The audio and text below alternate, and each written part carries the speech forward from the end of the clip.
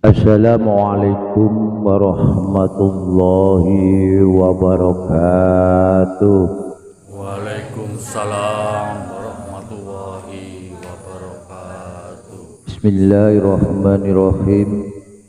Alhamdulillahi rabbil alamin wassalatu wassalamu ala asrofil anbiya'i wal mursalin ala sayyidina Muhammadin abdika wa rasulika ala nabil ummi wa ala alihi wa sahbihi wa barik wa salim tasliman katsira amma ba'd. Bapak Ibu yang dimuliakan Allah, dengan betapa mulianya di antara kita semua sebagai hamba Allah, sepatutnya kita selalu menghaturkan dengan rasa puji syukur kepada Allah Subhanahu wa Ta'ala dengan segala nikmat, rahmat, taufik serta hidayahnya yang selalu dicurahkan kepada kita semua. Juga atas kita mengharap suatu syafaat Rasulullah Sallallahu Alaihi Wasallam yang mana beliau telah membimbing, menuntun kepada semua umatnya dari jalan yang gelap menuju jalan yang terang, yakni di dalam ajaran agama Allah ataupun dinul haq, yaitu agama Islam. Bapak Ibu, saudara-saudaraku yang sama hadir, mungkin juga saudara-saudaraku seiman semuslim yang di luar sana. Di sini atas pertemuan saat ini, malam ini, dalam kajian ini, mudah-mudahan kita selalu mendapatkan suatu tambahan ilmu yang manfaat dan berguna untuk diri kita, juga di dalam keluarga kita, ataupun kita berinteraksi dengan sesama hamba Allah, ataupun juga di dalam lingkungan kita. Bapak Ibu, mungkin dari saudara-saudara kita juga ada yang hari ini tidak bisa hadir, dengan semuanya itu kehendak Allah. Mudah-mudahan segala urusannya selalu diberikan kemudahan oleh Allah Subhanahu wa Ta'ala. Bapak Ibu, manusia itu tak terlepas dari dua kategori yang mungkin Bapak Ibu kesemuanya, baik laki-laki ataupun perempuan, nilai yang paling tinggi di antara hamba Allah ini pasti kita jarang menyadari. Kalau mungkin di dalam basaria kita secara fisik jasmani tubuh ini, kita yang paling terindah adalah satu antara lain berkaitan dengan bentuk rupa yang sangat sempurna dalam pandangan kita semua. Tapi kalau di dalam diri kita, kalau secara pandangan Al-Imamu Al-Ghazali, dia angkat sebagai akal yang paling tertinggi di dalam latifah di diri manusia. Tapi kalau pada sudutnya Rasulullah, bukan. Ya, bukan itu Bapak Ibu. Tapi kalau secara pandangannya Rasulullah menyampaikan dengan risalahnya, karena Rasulullah mengajak kepada semua manusia menuju kepada akhlak yang terpuji. Ini nilainya Rasulullah. Maka di antara kita semua, Bapak Ibu yang dirahmati Allah, betapa nilainya akhlak di dalam diri manusia yang bisa menunjukkan sikap kepribadiannya, baik dan buruknya sebagai insan, sebagai manusia, itu tergantung dari akhlak. Maka akhlak itulah yang di dalam diri kita, yang terletak di dalam ruh jiwa kita. Maka dikatakan kalau umpama seseorang melakukan suatu aktivitas, suatu muamalah secara beribadah, secara sosial, ataupun secara kepada Allah Subhanahu wa taala, ini pasti memerlukan suatu etika. Apakah etika itu? Sikap kepribadian di dalam diri kita adalah mewujudkan akhlak yang baik. Tak terlepas manusia ini karena perbedaan kalau kita dengan binatang makhluk Allah, sejenis binatang adalah pembedanya adalah akal. Sama jin ya, sama iblis ataupun malaikat adalah pembedanya kalau kita adalah akal. Tapi sebagai kita insan, karena menjadi salah satu bentuk yang dikatakan di dalam suatu hadis qudsi telah diterangkan, al-insanu siri wa anna siruhu, bahwa hamba Allah manusia al-insan itu adalah rahasiaku, kata Allah. Sebaliknya Allah menjadi rahasianya hambanya. Apa yang diturunkan, makanya Rasulullah diturunkan suatu Al-Quran atau wahyu. Ada salah satu hadis saya ambil dari artinya aja, bahwa dari Siti Aisyah, bahwa Rasulullah itu adalah akhlak Al-Quran. Dan kita sebagai umat Rasulullah, sepatutnya kita yang diberikan contoh oleh Rasulullah.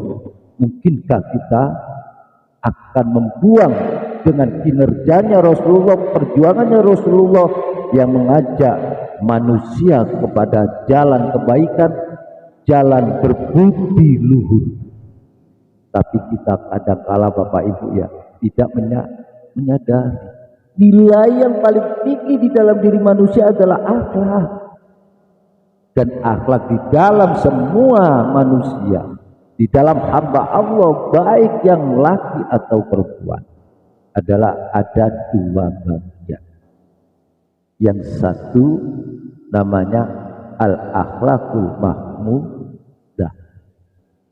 Apakah itu? Ini akhlak yang terpuji. Contoh dah kita ambil, kalau kita berperilaku ucapan yang baik, yang santun, yang tata krama, dengan kalimat-kalimat yang mungkin dengan saudara kita sering mengucapkan, salah satu contoh bertemu ya, setiap bertemu sampaikan dengan ucapan salam, ini menunjukkan suatu akhlak. Tidak mungkin di antara kita kalau kita mengucapkan ketemu sama teman, sama saudara, awali dengan kalimat salam. Karena salam adalah suatu doa. Ini menunjukkan bahwa suatu akhlak yang paling terpuji di dalam diri manusia itu adalah akhlakul mahmudah yang terpuji. Kalau sudut pandangnya Al-Imam Ghazali adalah ada 4 macam kriteria. Satu, kita harus bersikap bijaksana. Kedua, kita selalu menahan diri dari dorongan kekuatan hawa nafsu yang ada di diri. Ini yang nomor 2, kata Al-Imam Al-Ghazali. Yang ketiga, kita bersifat adil. Yang keempat, kita bersikap jujur. Kalau umpamanya Bapak Ibu sudah bisa apa yang disampaikan, yang dipaparkan oleh Al-Imam Al-Ghazali seperti 4 kriteria ini kita terjemahkan di dalam kehidupan kita sehari-hari, insya Allah kita akan mendapatkan suatu petunjuk-petunjuk kepada jalan-jalan yang penuh dengan ridho Allah, yaitu jalan yang bermuamalah secara kita lahir dan batin, akhirnya bisa mencetuskan perilaku yang ahsan atau yang terbaik. Itu adalah dari akhlak yang terpuji. Yang kedua, al-akhlakul mahmumah atau yang tercela. Contoh aja dah, apa yang sifat-sifat akhlak yang tercela di dalam diri manusia. Contoh iri dengki, hasud, takabur, riya, dengan berprasangka buruk kepada saudaranya, suudzon.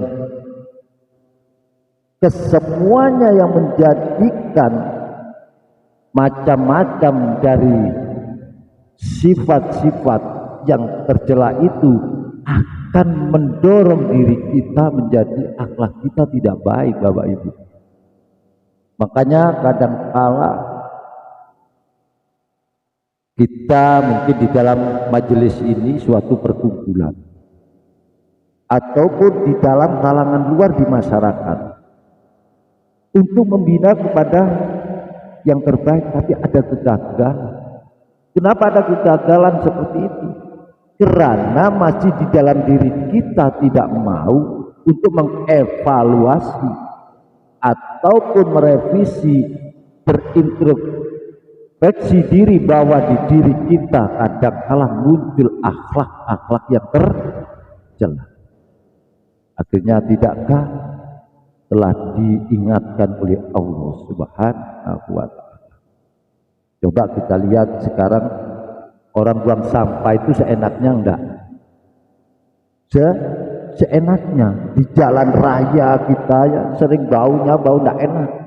Kadang di sungai dulu bersih, sekarang kotor.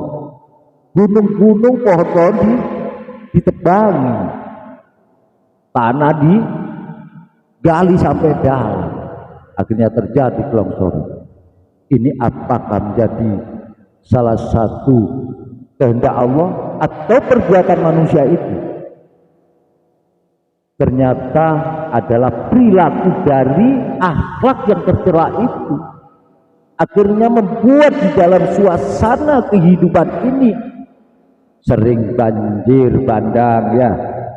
Di Sulawesi banjir bandang, di Jakarta banjir bandang, di Jawa Timur juga banjir bandang, karena ulah-ulah dari manusia-manusia, hamba-hamba Allah yang tidak mau mengerti akan bahwa alam raya ini diciptakan tidak ada yang sia-sia. Sudah diterangkan terlebih awal, sampai ada kisahnya malaikat yang memprotes ya kepada Allah Subhanahu wa Ta'ala. Ya Allah, kenapa engkau mau membuat malah manusia itu? Tidakkah nanti akan merusak bumi? Ya, ini jelas. Tapi kata Allah, kamu tidak akan mengerti. Sebegitu aku yang akan memahamkan kepada dia. Jadi yang dipahamkan oleh Allah adalah hamba-hamba Allah yang mencetuskan di dalam jiwanya, dia mencetuskan, menerjemahkan dari akhlak yang terpuji. Kalau seandainya berbalik kepada akhlak yang tercela, akhirnya diingatkan oleh Allah Subhanahu wa Ta'ala di dalam kitab suci Al-Qur'annya. Allah Ta'ala fi kitabil karim, a'udzu billahi minasy syaithanir rajim. Dhahara fasadu fil barri wal bahri bima kasabat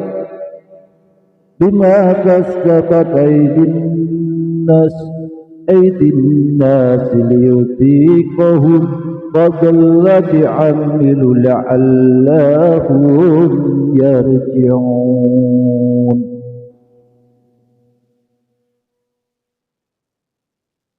Tetap telah tampak, kata Allah, telah tampak betapa kerusakan di darat dan di laut karena disebabkan oleh perbuatan tangan manusia itu. Jadi konteksnya jelas Bapak Ibu ya. Jangan sedikit menyalahkan Allah. Oh ini adalah kehendak Allah. Memang pada hakikatnya. Tapi kalau kita yang berbuat, coba. Contoh aja banjir. Kalau tangan-tangan kita ini mau benar-benar kita menjaga kelestarian alam, nggak membuang sembarang tempat, mungkin terjadi kebanjiran atau pohon-pohon yang besar kita tumbangkan. Nggak mungkin. Ingat saya masih kecil jarang terjadi ini Bapak Ibu ya.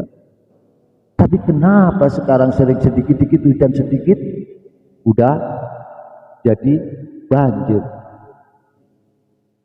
Disitulah karena kerusakan darat dan laut ini adalah ulah tangan-tangan manusia itu sendiri. Maka disitulah kata Allah, bila Allah menghendaki agar mereka merasakan sebagian dari akibat perbuatan mereka, agar mereka kembali ke jalan yang benar atau jalan yang lurus.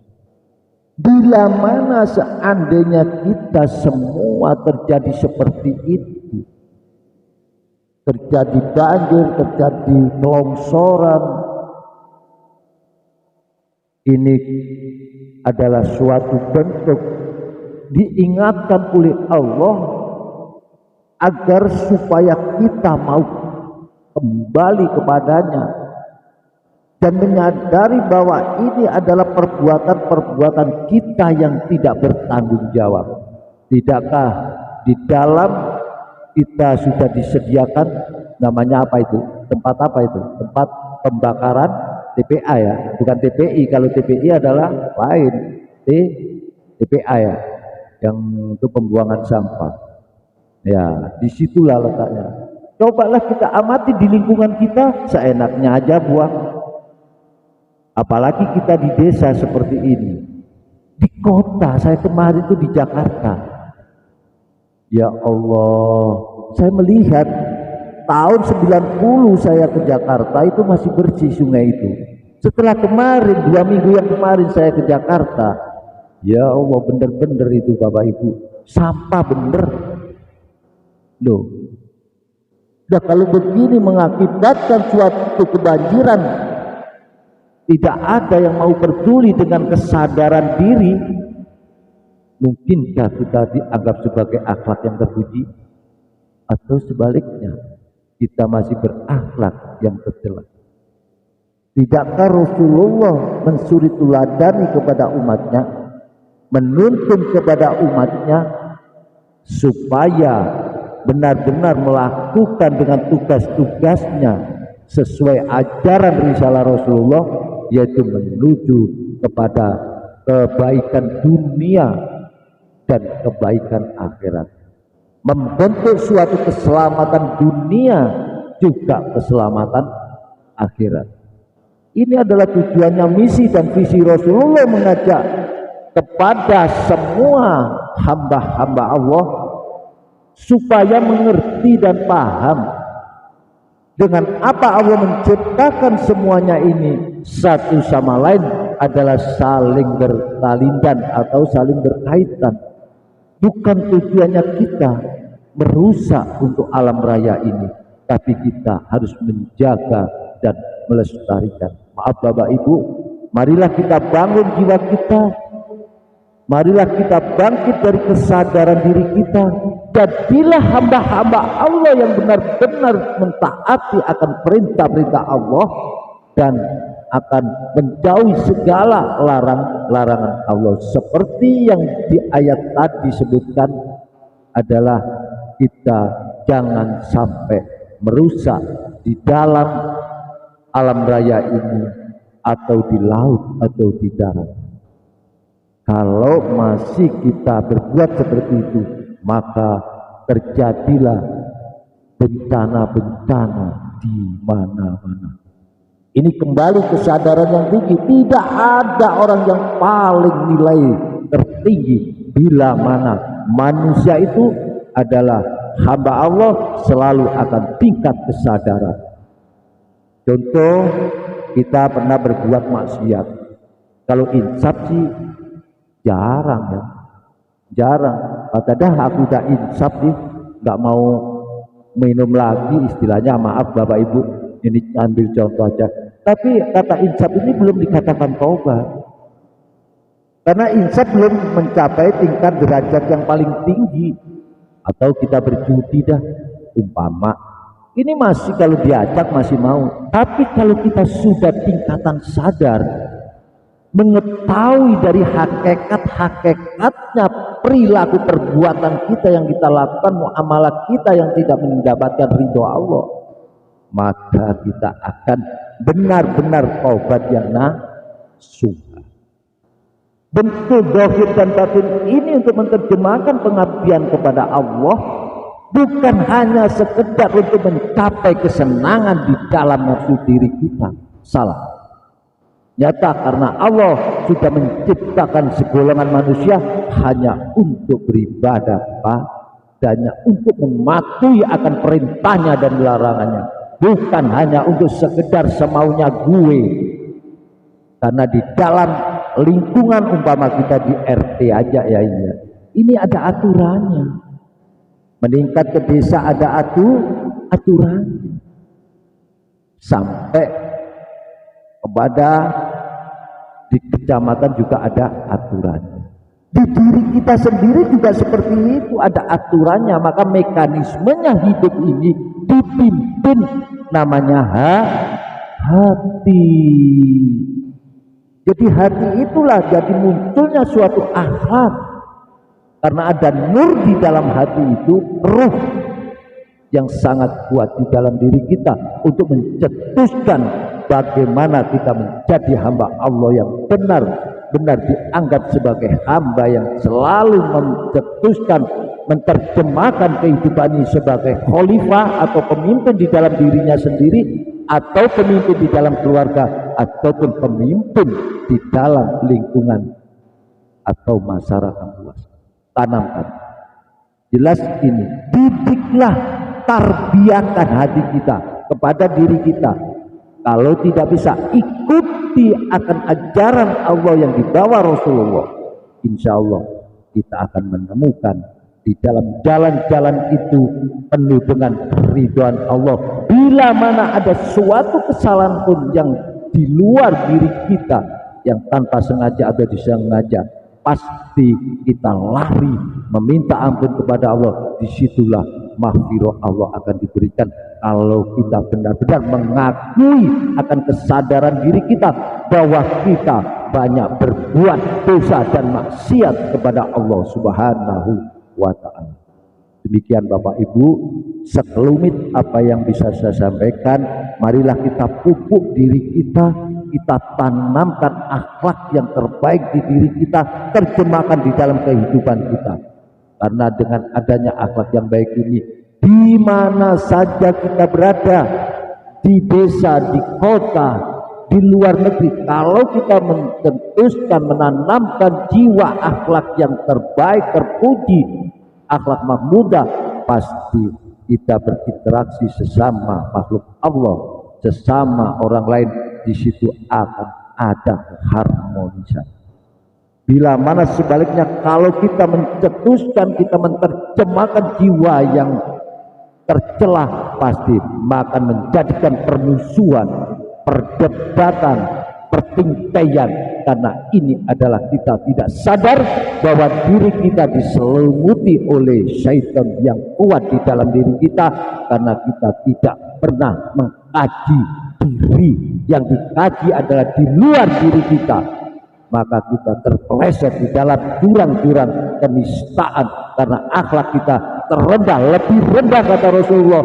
Bila manusia itu baik, maka dia diangkat derajatnya lebih tinggi nilainya dari malaikat. Tapi apabila hamba Allah manusia itu sudah terjatuh tangga menjadi akhlak yang tercela, lebih rendah dari binatang. Coba ini direnungi, ditafakuri, ya, dikaji secara diribukati. Bapak Ibu, saudara-saudaraku yang dimuliakan Allah, banyak dosa di antara kita, banyak langkah yang kita akui dengan segala perilaku yang banyak, melanggar akan aturan-aturan Allah.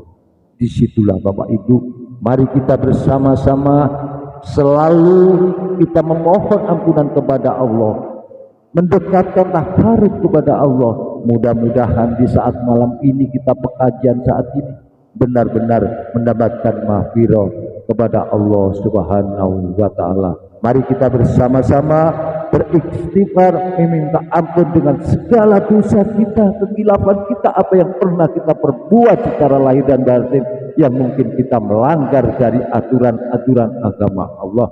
Dengan kita sama-sama meminta ampun mahfirah Allah Subhanahu wa Ta'ala dengan ucapan Astaghfirullah Rabbal baraya, Astaghfirullah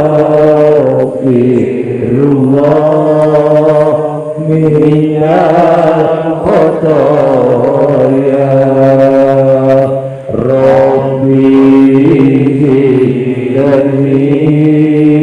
ilman nafi'ah wa wafiqani amalan sholihah. Sekali lagi, Astaghfirullah Rabbal baraya, Astaghfirullah minal khotoya,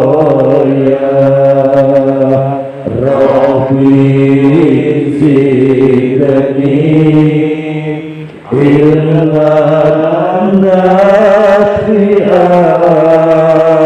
wa wafiqni amalan sholihah. Bapak Ibu, saudara-saudara sekalian, marilah kita selalu mendekatkan diri kepada Allah Subhanahu wa Ta'ala. Betapa banyak noda dan dosa di dalam diri kita. Kapan lagi? Disinilah, saat inilah di mana kita masih diberikan kesempatan oleh Allah. Marilah kita selalu minta mahfirahnya kepada Allah Subhanahu wa Ta'ala. Semoga kita semua yang hadir, yang mengikuti dari kajian saat ini bersama Bageng, ya, ngaji bersama-sama, mudah-mudahan kita mendapatkan mahfirah Allah Subhanahu wa Ta'ala fid dini wad dunya wal akhirah. Demikian Bapak Ibu yang bisa saya sampaikan, ada kurang lebihnya. Bila ini memang benar datangnya adalah dari Allah, bila mana ini ada kekurangan, kekilafan di dalam penyampaian Bageng adalah menunjukkan masih kotornya diri Bageng.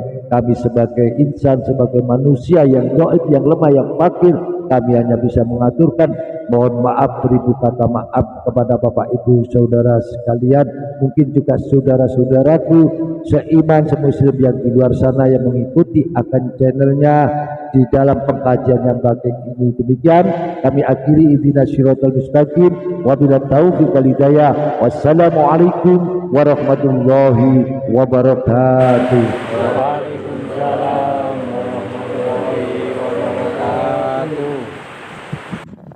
Iki padepokan budaya luhur